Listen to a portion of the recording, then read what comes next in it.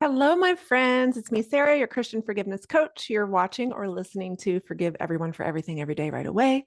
This is episode number 70, Forgiving Your Own Self-Sabotage or Self-Betrayal. All right, I'm very excited about today's episode. I had a lot of fun thinking about it and writing it.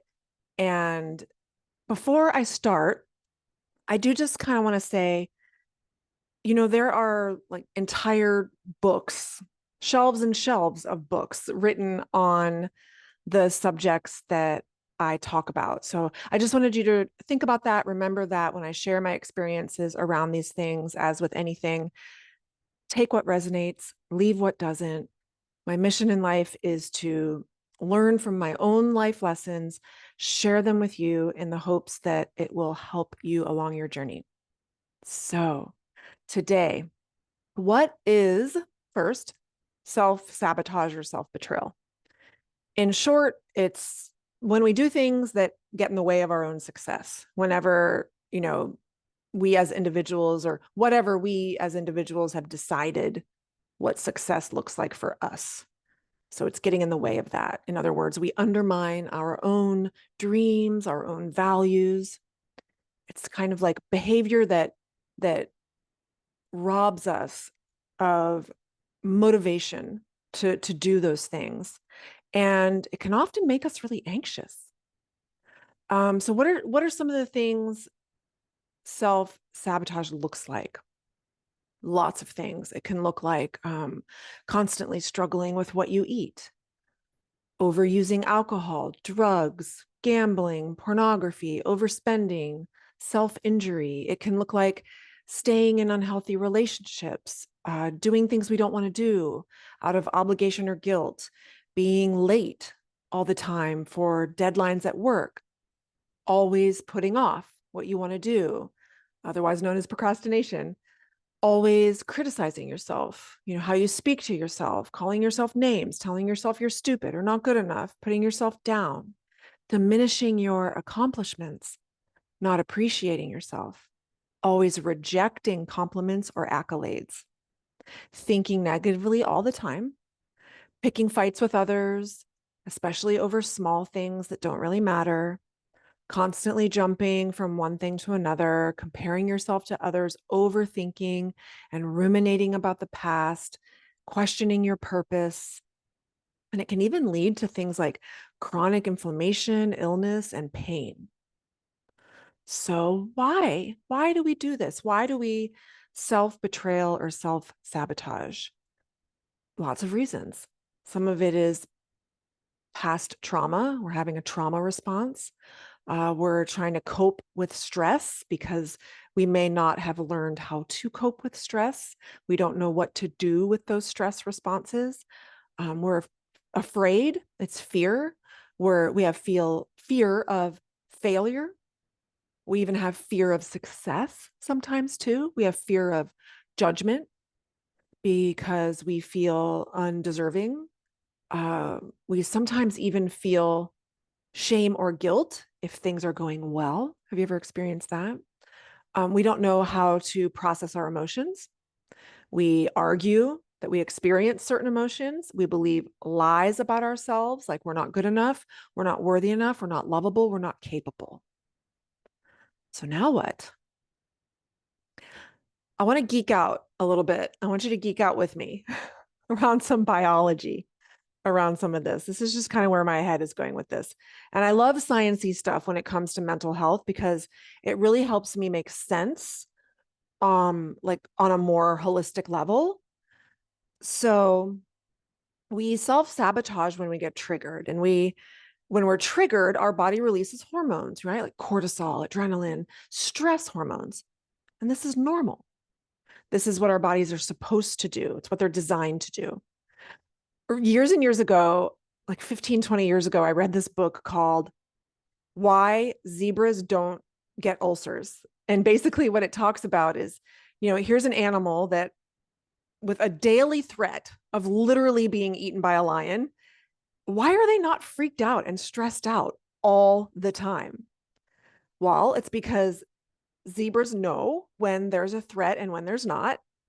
And when there is, like when the lion's on the hunt, everybody runs for their lives. Stress is at the max, but only for a short time. Once they've run far enough or the lion gives up, they stop and they go back to grazing. But here's like one really important part I want to emphasize out that I totally geek out on. They physically do something to release the stress hormones that have just built up in their bodies. They physically shake. They physically do something. They do the shaking, they blow, they yawn, they sigh, take deep breaths, and all is well in the world. No chronic, constant stress. So why do I bring this up? Because we are actually herd animals too. We survive in packs together. To be alone quite literally can mean death. And it did mean death, thousands and thousands of years ago. It's literally in our DNA to have this stress response programmed in us to stay alive. So we get triggered, and the trigger can be anything. It can be a loud noise, walking to your car at night, an argument with someone, posting on social media, asking someone if they want to go out, a fear of failure or that success we talked about, or fear of the judgment. It's when we're triggered and our body goes into stress, all totally normal. But most of us are not taught that this is normal, and it doesn't seem normal because, usually we're not in a life and death situation in everyday life. We're not about to get eaten by a lion. We are maybe sitting safely at our desk, at work, or in our homes, or at the kitchen table with our family. So why on earth would we feel this way? All my partner did was make a comment, or my kids are being loud. Why on earth would I feel this way?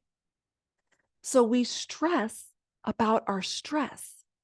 We don't recognize that we're merely having a stress response. If we could learn to recognize this, we could determine that we are in fact safe. We could learn to shake it off, literally.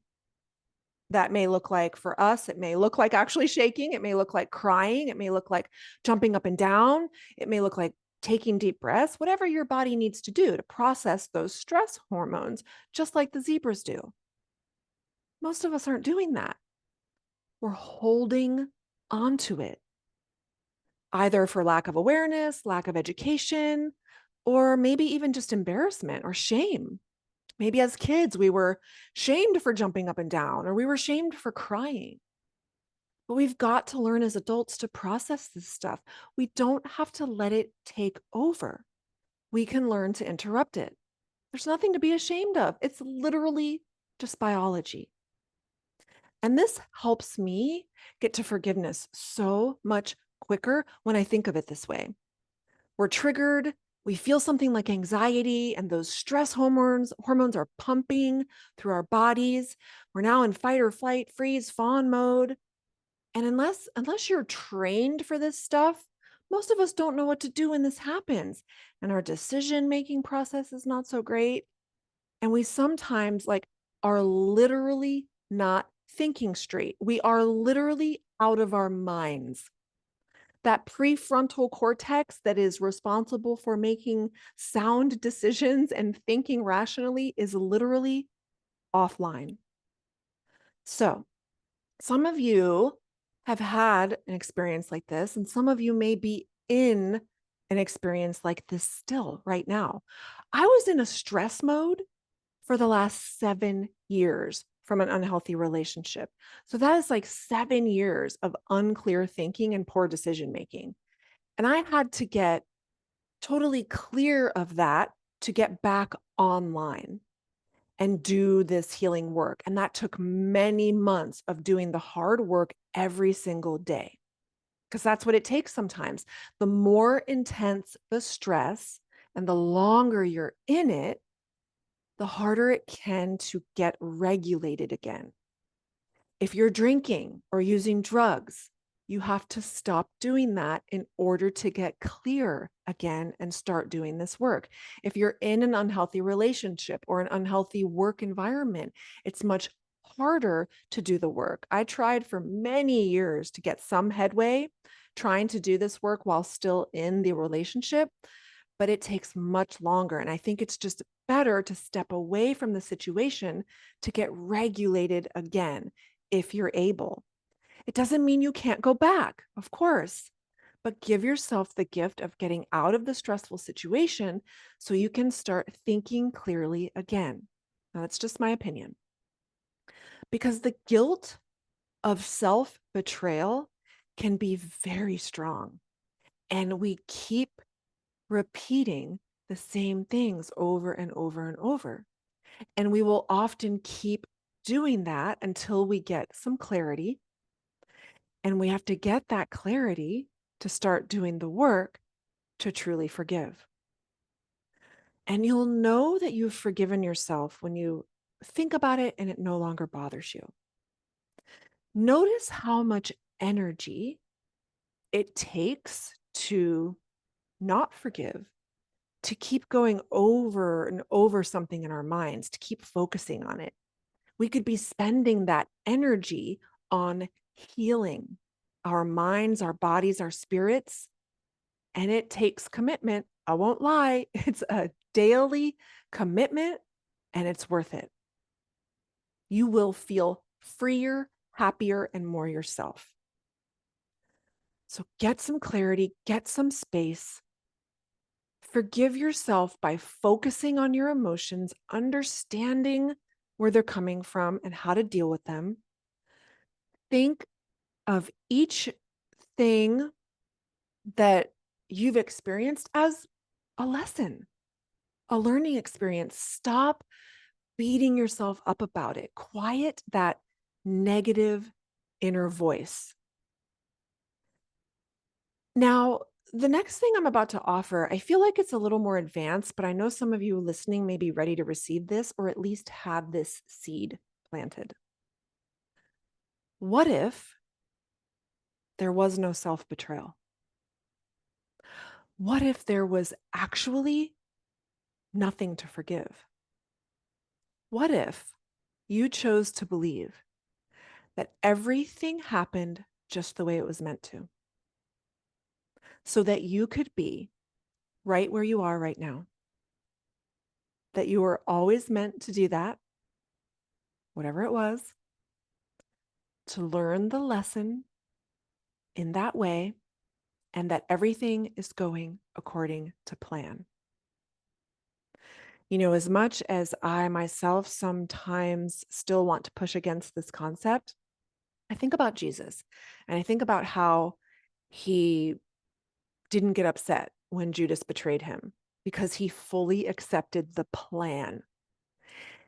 His sacrifice could not have been carried out without Judas's betrayal.